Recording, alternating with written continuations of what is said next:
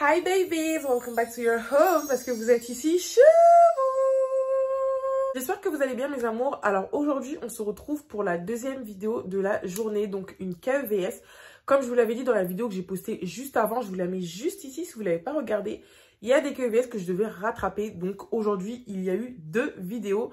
La première vidéo est juste là et voici la deuxième vidéo. Voilà pourquoi je suis habillée pareil, d'accord? Vous allez supporter mon t-shirt noir, voilà. Avant de commencer cette vidéo, n'oubliez pas de vous abonner, de liker et de partager. Abonnez-vous à mon compte Instagram principal, donc Kedline GG. Bientôt les 50 000 abonnés. Aux 50 000 abonnés, comme je vous l'ai dit, j'organiserai un big concours. Abonnez-vous également à mon deuxième compte, donc mon compte secondaire qui est spécialement dédié à la création de contenu pour ma chaîne YouTube et pour d'autres contenus qui arriveront plus tard. Kedline YouTube vidéo, abonnez-vous aussi sur Snap, sur TikTok. Enfin bref, abonnez-vous partout. Vous avez juste à taper mon prénom, Kedline, ou à taper Kedline GG. Je vais commencer la vidéo d'aujourd'hui. Je vais pas beaucoup parler pour l'introduction parce que la vidéo d'aujourd'hui, franchement, je sais pas combien de temps elle va faire la vidéo, mais elle est très complexe, l'histoire d'aujourd'hui. De toute façon, vous allez comprendre, on passe directement à l'histoire. Donc, comme je vous le disais dans l'introduction, l'histoire d'aujourd'hui, elle est assez complexe. D'habitude, je vous mets d'abord dans le contexte. Je vous raconte un peu comment l'abonné a rencontré la personne en question ou comment l'abonné a fait quoi. Je vous raconte un peu sa biographie, entre guillemets, l'âge qu'elle a, tout ça.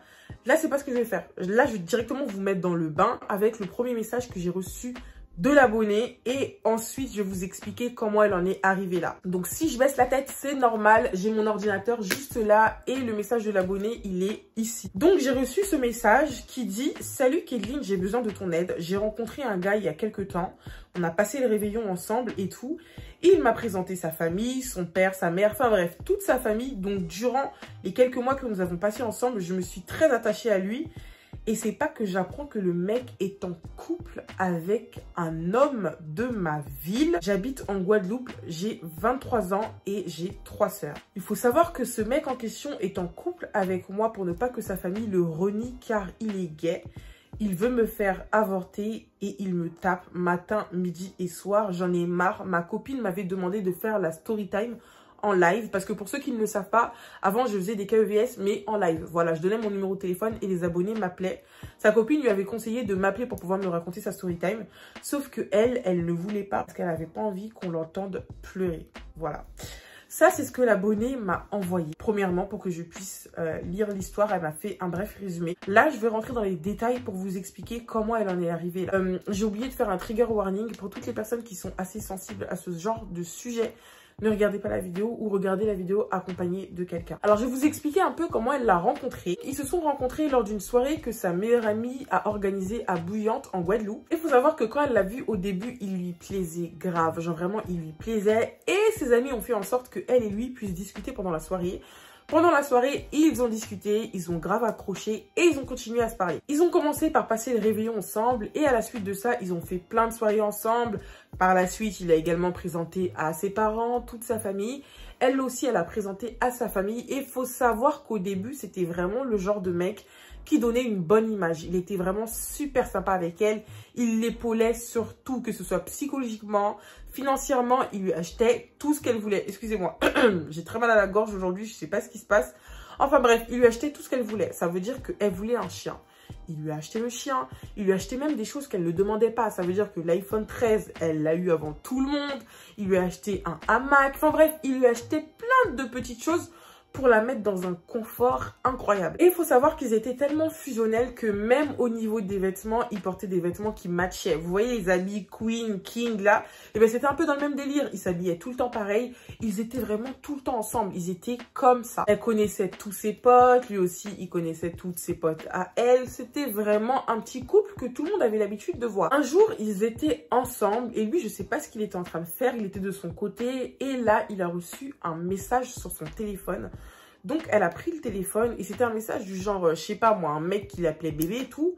Et elle, quand elle a vu ça, elle a envoyé un message au mec en question pour lui dire, excuse-moi et tout, je viens de voir que t'as envoyé un message sur le téléphone de mon copain. J'aimerais savoir qui est-ce que t'es, est-ce que t'es son pote. Enfin bref, elle s'est dit que vas-y, c'est un délire entre les deux.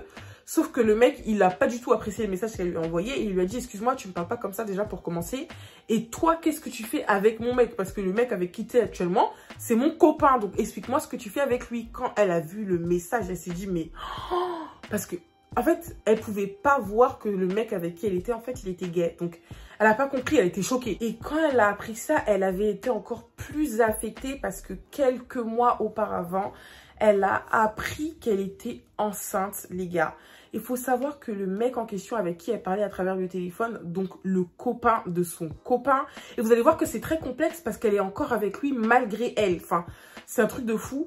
Quand tout le monde a appris qu'elle était enceinte, pour le coup, le mec en question lui a dit « Écoute, ma belle, t'es pas une personne adéquate pour porter l'enfant que tu portes actuellement. Donc, c'est soit t'avortes, soit le gosse que tu portes, bah tu le donnes. Voilà, il est à nous, tu nous le donnes parce que c'est pas possible en fait. T'es une meuf qui sort, tu vas en boîte, tu t'amuses et tout. Nous, l'enfant, on le veut pour nous. » En fait, je reçois des story time, mais je me rends compte que les gens, ils sont vraiment culottés en fait. C'est quoi? C'est une mère porteuse? Je donne pas mon avis pour l'instant, on continue juste l'histoire parce que ça m'énerve. Là, je vous ai pas encore donné tous les détails, mais je vais m'arrêter sur un point. Faut savoir que quand l'abonné en question m'a raconté son histoire, moi, je lui ai posé la question, je lui ai dit, mais attends, mais pourquoi t'en parles pas à tes parents? Pourquoi est-ce que t'en parles pas à quelqu'un, en fait? Et elle m'a dit qu'elle en parlait pas avec ses parents parce que...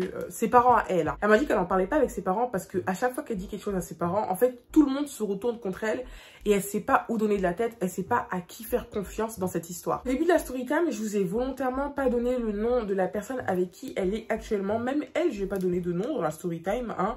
On va donner son vrai prénom. Elle s'appelle Maeva, d'accord? Parce qu'elle m'a autorisé à donner son vrai prénom. Elle s'appelle Maeva. Au début, j'étais très sceptique à l'idée de donner le prénom du garçon en question. Mais elle m'a dit qu'elle avait plus rien à cacher et qu'elle en avait marre de vivre le cauchemar qu'elle vit actuellement.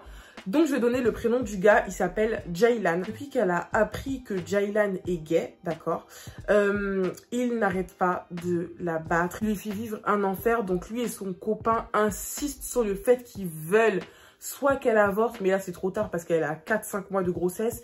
D'ailleurs, elle m'a appris aujourd'hui qu'elle attendait une petite fille. Ils insistent sur le fait qu'ils voulaient déjà qu'elle avorte, donc elle n'a pas avorté. Et maintenant qu'elle n'a pas avorté, ils veulent récupérer l'enfant. Je vous ai dit tout à l'heure que c'était assez bizarre l'histoire parce que, en fait, il est en couple avec un homme, mais il est encore en couple avec elle. Enfin, elle, dans sa tête, elle n'a plus rien à voir à faire avec lui. Pour elle, ils sont plus ensemble. Mais c'est un homme qui lui met tellement la pression. Il sait où elle habite, il sait où ses parents habitent. Il veut tellement pas que tout le monde soit au courant de cette histoire qu'il lui met une pression psychologique et physique surtout.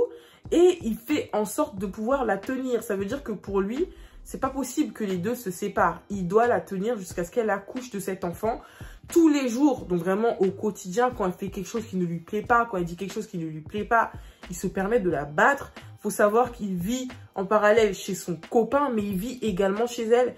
Elle peut rien faire. Ça veut dire que même changer la serrure, elle a déjà essayé une fois, il me semble, c'est ce qu'elle m'a dit.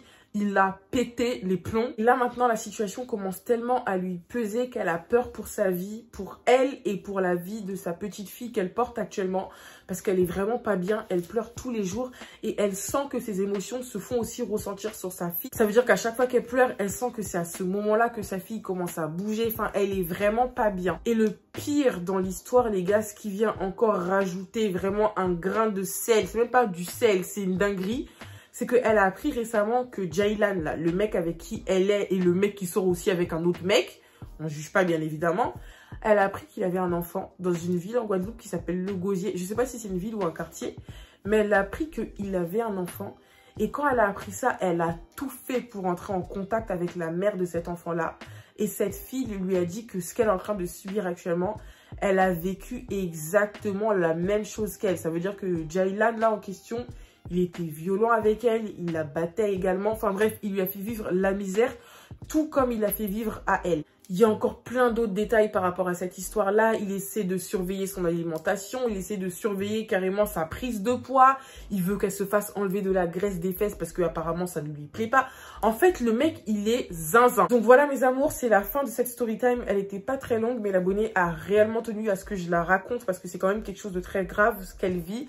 C'est vrai que l'ordre chronologique, il n'est pas vraiment assez structuré, mais elle voulait vraiment que je raconte son histoire.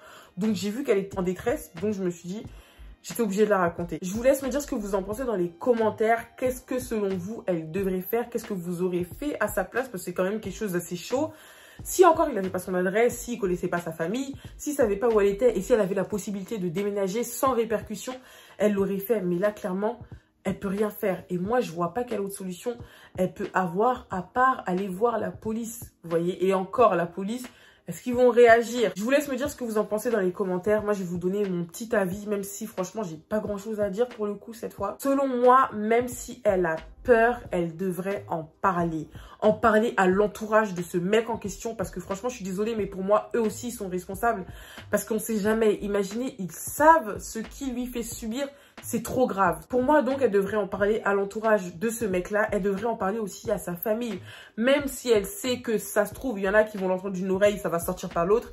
Elle devrait alerter tout le monde. Parce que si demain, il lui arrive quelque chose, elle sera toute seule dans son malheur. Alors que au moins, si les gens savent et qu'il lui arrive quelque chose, ils sauront un peu où donner de la tête. Et bien évidemment aussi, selon moi, elle devrait en parler à la police. Même si on sait que dans ce genre de situation, c'est pas tout le temps que la police réagit. Mais là, on sait jamais. On sait jamais. Donc, pour moi, elle devrait mettre toutes les cartes de son côté et en parler à un maximum de personnes possible. Moi, j'ai fait la story time. Je sais qu'il y a beaucoup de personnes qui me regardent de là-bas. Donc, on sait jamais. Si vous habitez dans son quartier, les gars, elle habite en Guadeloupe. Elle s'appelle Maeva. Elle a 20 ans. Si vous connaissez un Jailan qui a un enfant quelque part au gosier, sachez que c'est elle. Donc, les gars, si vous pouvez l'aider, faites-le. Voilà mes amours, c'est tout pour la KES d'aujourd'hui. J'espère que cette vidéo vous aura plu. N'oubliez pas de vous abonner, de liker, de partager et de commenter si ce n'est pas encore fait. Et on se retrouve demain pour une nouvelle KES. Je vous fais de gros bisous.